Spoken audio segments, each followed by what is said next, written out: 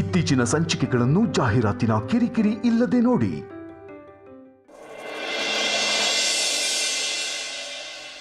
ಅಮ್ಮ, ನೀವು tension ಮಾಡ್ಕೊಳ್ಬೇಡಿ, ಹುಷಾರಾಗ್ತೀರಿ. Doctor ಬಂದು ಹೋದ್ರಲ್ಲ, ಏನೂ ತಲೆ ಕೆಡ್ಸ್ಕೊಳ್ಬೇಡಿ. ಮೊದಲಿನ ಥರ ಆದಷ್ಟು ಬೇಗ ಆಗ್ತೀರ.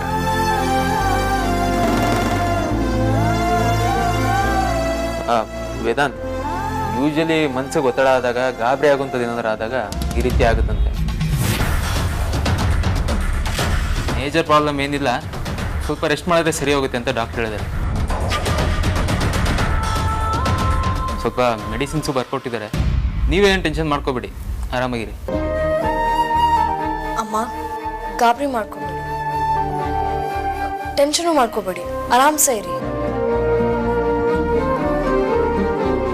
ಅಮ್ಮ, ಹೀಗೆ ಹೇಗೆ ಅನಿಸ್ತದೆ? ಸ್ವಲ್ಪ ಏನಾದರೂ ಬೆಟರ್ ಫೀಲ್ ಆಗ್ತಿದೆಯಾ?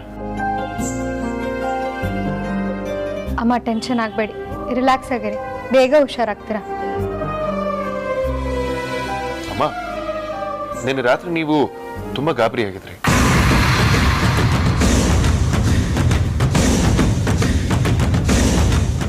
ಅವನು ಅಂತ ಏನೋ ಹೇಳ್ತಿದ್ರಿ. ಏನದು? ನೀವು ಯಾರನ್ನಾದ್ರೂ ನೋಡಿದ್ರ?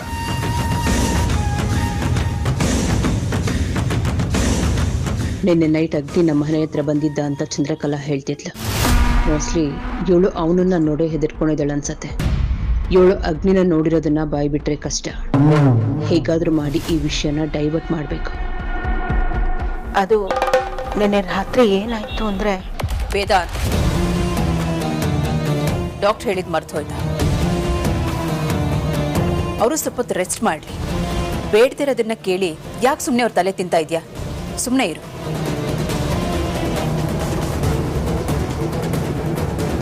ಸಾರಿ, ನೀವು ರೆಸ್ಟ್ ಮಾಡಿ, ಬೇಗ ಹುಷಾರಾಗೋದು. ಸಾಧಕ್, ನೀವು ಹೋಗಿ ಅಮ್ಮನಿಗೆ ಟ್ಯಾಬ್ಲೆಟ್ಸ್ ತಂದ್ಕೊಡಿ. ಸರಿ ವೇದಾಂತ್.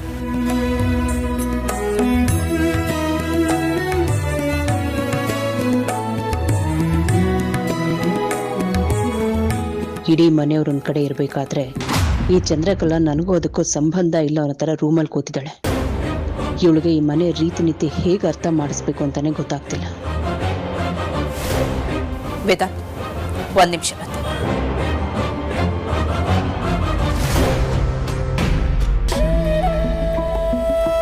ಅಮ್ಮ, ನೀವೇನು ತಿಂದಿಲ್ಲ ಅಂತ ಅನ್ಸುತ್ತೆ, ಸ್ವಲ್ಪ ರೈಸ್ ಹಾಕೊಂಡ್ಬರ್ಲಾ? ಬೇಡಮ್ಮ, ನಂಗೇನು ಸೇರ್ತಾ ಇಲ್ಲ. ಅಮ್ಮ, ಬೇಡ ಅಂದ್ರೆ ಹೇಗೆ? ಸ್ವಲ್ಪ ಏನಾದರೂ ತಿನ್ನಿ.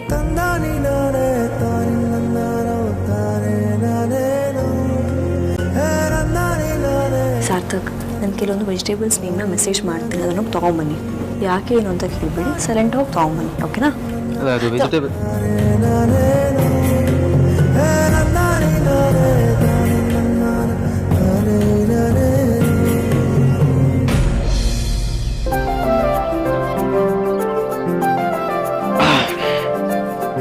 ಬರೀ ನೀನೊಂದು ಲೋಟ ಕಾಫಿ ಕೊಟ್ಟರೆ ನಾನು ಕುಡ್ಕೊಂಡು ಡ್ಯೂಟಿಗೆ ಹೋಗ್ಬೋದು.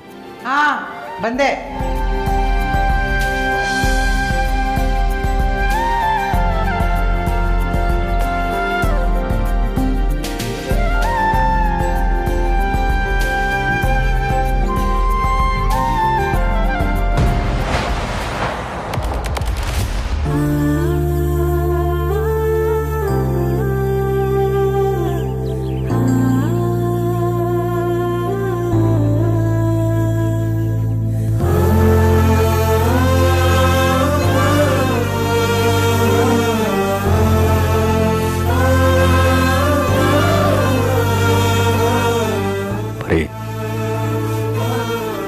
ನಿನ್ನ ಕೊರಳಲ್ಲಿ ತಾಳಿ ಇಲ್ಲದೆ ಇರೋದನ್ನ ನನ್ನಿಂದ ನೋಡೋದಕ್ಕಾಗ್ತಾ ಇಲ್ಲ.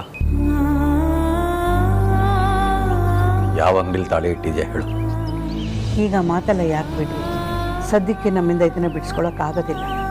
ಮುಂದೆ ಯಾವಾಗಾದ್ರೂ ನೋಡೋಣ ಬಿಡಿ. ಏನು ಮಾಡೋದು ಅಂತ ಆಮೇಲೆ ಯೋಚನೆ ಮಾಡೋಣ. ಮೊದಲು ತಾಳಿ ಯಾವ ಅಂಗಡಿಯಲ್ಲಿ ಇಟ್ಟಿದ್ಯಾ ಅದನ್ನು ಹೇಳು, ಆಮೇಲೆ ನಾನೇನಾದರೂ ವ್ಯವಸ್ಥೆ ಮಾಡ್ತೀನಿ. ಅವರು ನಿಮಗೆ ಗೊತ್ತಿರೋರೇ ರೀ. ನಿಮ್ಮ ಫ್ರೆಂಡ್ ಸೇಟು ಇದ್ದಾರಲ್ಲ, ಅವ್ರ ಮನೆಗೆ ಹೋಗಿ ಅಡ ಇಟ್ಬಿಟ್ಟು ಬಂದೆ.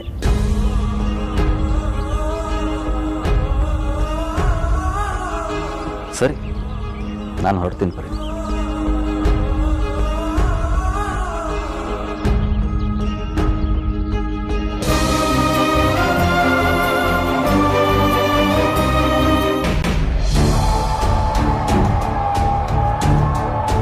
ಇಡೀ ಮನೆಯವ್ರು ಒಂದು ಕಡೆ ಇರಬೇಕಾದ್ರೆ ನೀನು ಹೀಗೆ ಸಪ್ರೇಟ್ ಆಗಿರೋದು ಒಳ್ಳೇದಲ್ಲ. ಅಲ್ಲಿ ವೈದೇಹಿಗೆ ಹೆಲ್ತ್ ಅಪ್ಸೆಟ್ ಆಗಿದೆ, ಎಲ್ಲರೂ ಅವಳು ಸುತ್ತಾನೇ ಇದ್ದಾರೆ. ನೀನು ಕೂಡ ಅಲ್ಲಿರೋದು ಒಳ್ಳೇದೆ. ನಡಿ ಹೋಗೋಣ. ನಾನ್ಸೆನ್ಸ್. ನಾನು ಈ ಮನೆ ಯಜಮಾನಿ, ಕೆಲ್ಸದೊಳಗೆ ಹೋಗಿ ಸೇವೆ ಮಾಡ್ಬೇಕಾ? ಏನ್ ಅನ್ಕೊಂಡಿದ್ಯಾ? ಮಾತಿನ ಮೇಲೆ ನಿಗಾ ಇರ್ಲಿ. ಅವಳಿಗೆ ಹುಷಾರಿಲ್ಲ ಅಂದ್ರೆ ಅವಳ ಕರ್ಮ. ಬೇಕಾದ್ರೆ ನೀನೇ ಹೋಗಿ ಯೋಗಕ್ಷೇಮ ವಿಚಾರಿಸು. ಈ ರೀತಿ ಕೇರ್ಲೆಸ್ ಆಗಿ ಮಾತಾಡೋದು ಒಳ್ಳೇದಲ್ಲ ಅನ್ಸತ್ತೆ. ಉಪದೇಶ ಕೊಡೋದು ಕೂಡ ಒಳ್ಳೇದಲ್ಲ ಅಂತ ತಿಳ್ಕೊ. ನಿನಗೆ ಈ ಮನೆಯವ್ರ ಬಗ್ಗೆ ಸರಿಯಾಗಿ ಗೊತ್ತಿಲ್ಲ, ಅದಕ್ಕೆ ಹೀಗೆ ಮಾತಾಡ್ತಿದ್ದೆ.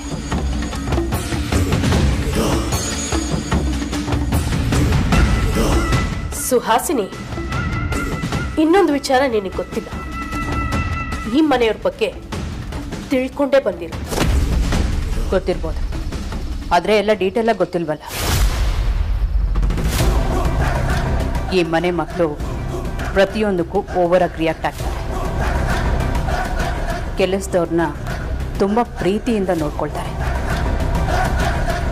ಏನೇ ಕಷ್ಟ ಬಂದರೂ ಎಲ್ಲರೂ ಒಟ್ಟಾಗಿ ನಿಲ್ತಾರೆ. ಅವ್ರ ಕಷ್ಟನ ತಮ್ಮ ಕಷ್ಟ ಅಂತ ಅಂದ್ಕೊಳ್ತಾರೆ. ಅವ್ರ ಜೊತೆ ಇದ್ದು ನನಗೂ ಅದೇ ಥರ ಅಭ್ಯಾಸ ಆಗೋಗಿದೆ. ನಾನು ಹಾಗೆ ಅವ್ರ ಜೊತೆ ನಿಲ್ತಿರ್ಬೇಕಾದ್ರೆ ನೀನು ಯಾಕೆ ಬರ್ತಿಲ್ಲ? ನೀನ್ ಮಾಡೋದೆಲ್ಲ ನಾನ್ ಮಾಡ್ಬೇಕಾ? ನಾಳೆ ದಿನ ನೀನು ಕೆಲ್ಸದೊಳಾಗ್ಬೋದು, ಹಾಗಂತ ನಾನು ಕೆಲ್ಸದೊಳಾಗ್ಬೇಕಾ ಸುಹಾಸಿನಿ?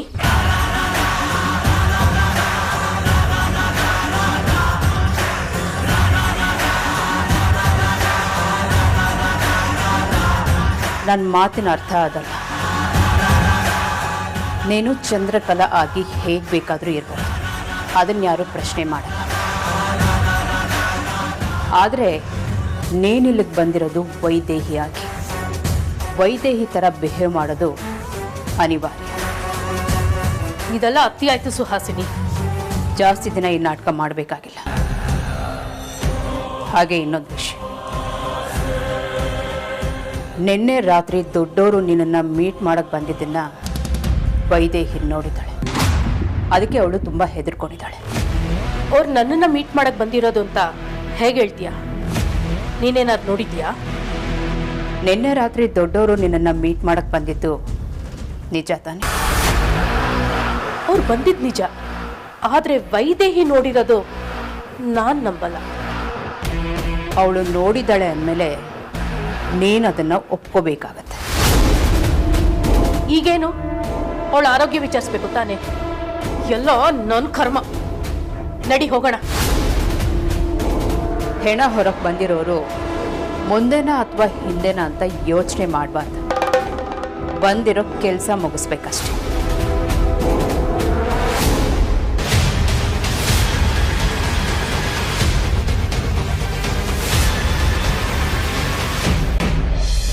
ಅಣ್ಣ, ಏನಂದು ಇವಾಗ ಬರ್ತಾ ಇದೆಯಾ? ಇಷ್ಟು ಸಹ ಎಲ್ಲಿ ಹೋಗಿದ್ದೆ? ಕಾಲೇಜು ಕೆಲಸ ಅಂತ ಬ್ಯುಸಿ ಆಗ್ಬಿಟ್ಟಿದ್ದಾರೆ ಅಣ್ಣ, ಅದಕ್ಕೆ ಬರೋಕ್ಕಾಗಿಲ್ಲ.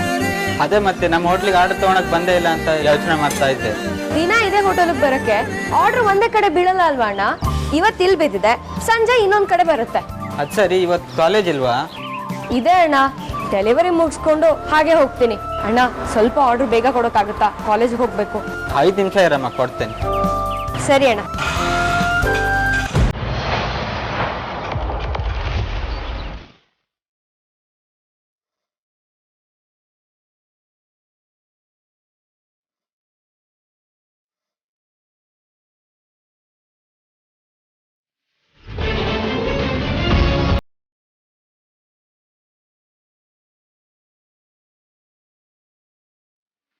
ಏನಾಯ್ತು ಅಣ್ಣ, ಒಂದ್ 5 ನಿಮಿಷ. ಸರಿ.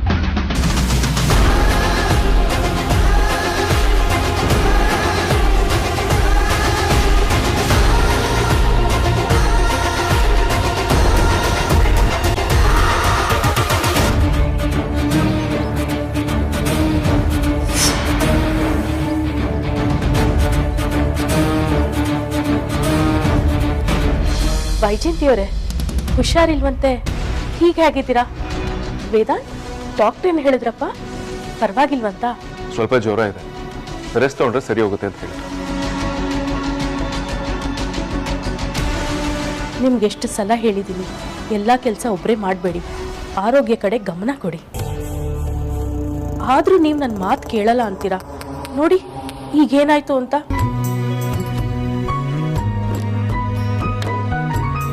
ಇನ್ಮೇಲಾದರೂ ಸ್ವಲ್ಪ ಹುಷಾರಾಗಿರಿ.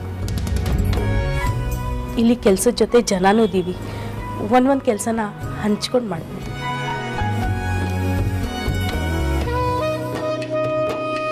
ಎಲ್ಲ ಕೆಲಸ ನೀವೇ ಮಾಡಬೇಕಂತ ಇಲ್ಲ, ಇದು ನಿಮ್ಮ ಮನೆ. ಕೆಲಸ ಮಾಡಲಿಲ್ಲ ಅಂದರೂ ಯಾರು ಯಾಕೆ ಅಂತ ಏನೂ ಕೇಳಲ್ಲ.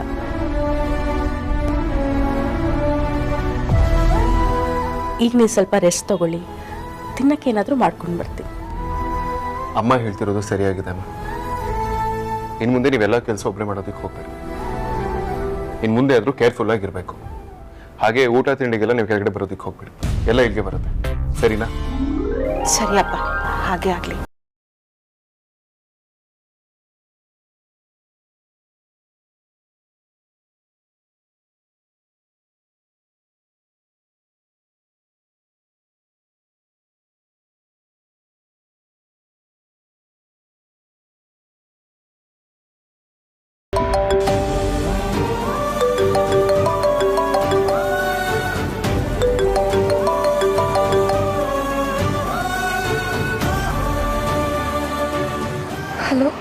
ರೀ, ನಾ ಫುಡ್ ಆರ್ಡರ್ ಮಾಡಿ 1 ಅವರ್ ಆಯಿತು.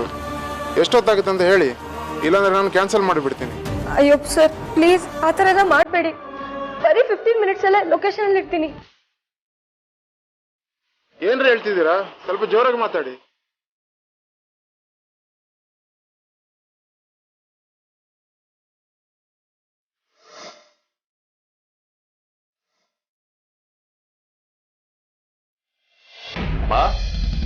ಅಮ್ಮ,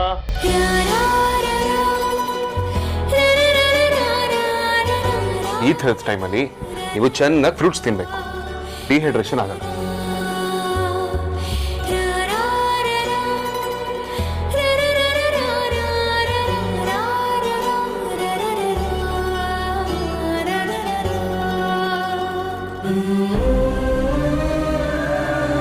ಅಗ್ರಜ, ಒಂದು ನಿಮಿಷ.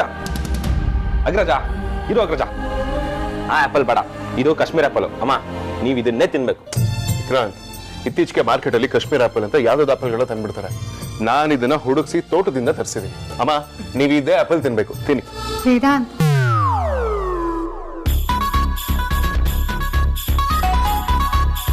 ನಿಮ್ ದಟ್ಟತನ ನೋಡಕ್ಕೆ 2 ಕಣ್ಣು ಸಾಲಲ್ಲ. ಯಾವ ಟೈಮಲ್ಲಿ ಯಾವ ಫ್ರೂಟ್ಸ್ ಕೊಡ್ಬೇಕು ಅನ್ನೋ ಕಾಮನ್ ಸೆನ್ಸ್ ಇಲ್ವಾ? ಎಲ್ಲೋ ಟೈಮಲ್ಲೂ ಆಪಲ್ ಕೊಡೋದೇ ಅಭ್ಯಾಸ ಮಾಡ್ಕೊಂಡ್ಬಿಟ್ಟಿದ್ದೀರಲ್ಲ. ಮತ್ತೆ ಇದ್ಯಾವ್ದು ಕೊಡ್ಬೇಕಿತ್ತು? ಜ್ವರ ಬಂದಾಗ ಕಿತ್ಲೆ ಹಣ್ಣು ತಿನ್ಬೇಕು. ಇದ್ರಲ್ಲಿ ರೋಗ ನಿರೋಧಕ ಶಕ್ತಿ ಇರುತ್ತೆ. ಎಂಥ ಜ್ವರನೇ ಆದ್ರೂ ಕಿತ್ಕೊಂಡು ಹೋಗುತ್ತೆ. ನೀವಿವತ್ತು ಕಿತ್ಲೆ ಹಣ್ಣೆ ತಿನ್ಬೇಕಮ್ಮ. ಇಲ್ಲಮ್ಮ, ನೀವು ಇದನ್ನೇ ತಿನ್ಬೇಕು. ತಗೊಳ್ಳಿಮ್ಮ. ಇಲ್ಲ ಅಮ್ಮ, ಈ ಆಪಲ್ ತಿನ್ಬೇಕು. ವಿಕ್ರಾಂತ್, ನಾನು ಈ ಆಪಲ್ ತಂದಿದ್ದೀನಲ್ವಾ? ಈ ಆಪಲ್ ಇಂಪಾರ್ಟೆಂಟ್.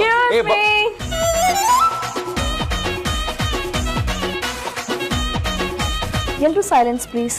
ನಾನು ಸಾರ್ಥಕ್ ಹತ್ರ ಹೇಳ್ಬಿಟ್ಟು ನಮ್ದೇ ಆದ್ಯ ಆರ್ಗ್ಯಾನಿಕ್ಸ್ ಇಂದ ಆರ್ಗ್ಯಾನಿಕ್ ಆಪಲ್ ತರಿಸಿದ್ದೀನಿ. ಅಮ್ಮ, ನೀವೇನು ತಿನ್ಬೇಕು.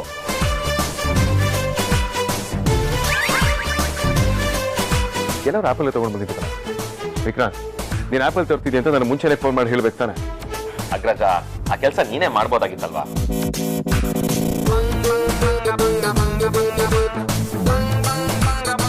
ಆದ್ಯಾ, ನೀನೇ ಕಾಪಿ ಮಾಡ್ತಿದ್ಯಾ? ಬೇರೆ ಹಣ್ಣು ತರಬೇಕಿತ್ತು. ನಂಗೇನ್ ಗೊತ್ತು ನೀನ್ ಆಪಲ್ ತಗೊಂಡ್ಬರ್ತೀರಾ ಅಂತ? ಅಕಸ್ಮಾತ್ ನೀನ್ ಆಪಲ್ ತಗೊಂಬರೋ ವಿಷಯ ಗೊತ್ತಿಲ್ಲ, ನಾನು ಹಣ್ಣೆ ತಗೊಂಡ್ಬರ್ತಿರ್ಲಿಲ್ಲ.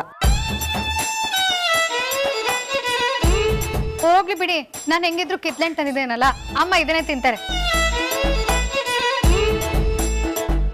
ಏನೋ ಹಾಗೆಲ್ಲ ಸಾಧ್ಯನೇ ಇಲ್ಲ. ಅಮ್ಮ, ಫಸ್ಟ್ ಆಪಲ್ ತಗೊಂಡ್ ಬಂದಿದ್ದು ನಾನು. ನೀವು ನನ್ನ ಕೈಲೇ ಫಸ್ಟ್ ಆಪಲ್ ತಿನ್ಲೇಬೇಕು. ತಿನ್ನಿ. ಅಗ್ರಜ, ನಾವು ಚಿಕ್ಕವರು ಫಸ್ಟ್ ಅಂತ ನೀನೇ ಹೇಳಿದ್ಯಾ. ಸೊ ಅಮ್ಮ ಇದನ್ನೇ ತಿನ್ಬೇಕು, please. Hello hello hello hello, ಎಲ್ಲರಿಗಿಂತ ಚಿಕ್ಕವಳು ನಾನು ಇಲ್ಲಿ. ಸೊ ರೂಲ್ಸ್ ಪ್ರಕಾರ ಅಮ್ಮನಿಗೆ ಆಪಲ್ ತಿನ್ನಿಸೋ ಅಧಿಕಾರ ಇರೋದು ನನಗೆ ಮಾತ್ರ. ಸೊ ಅಮ್ಮ ತಗೊಳ್ಳಿ, ತಿನ್ನಿ. ಇಲ್ಲ, ನಾನು ತಿನ್ನಿಸ್ತೀನಿ.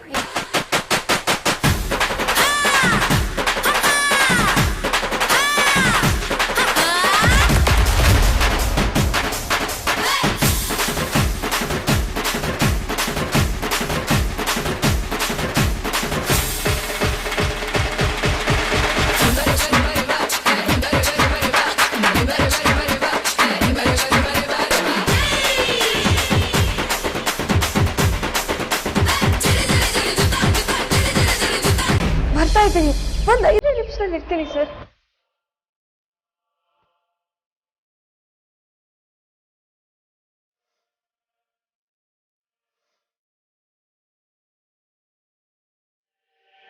ಇನ್ನು ಮಂಜು ದನಿ ಅಲ್ವಾ?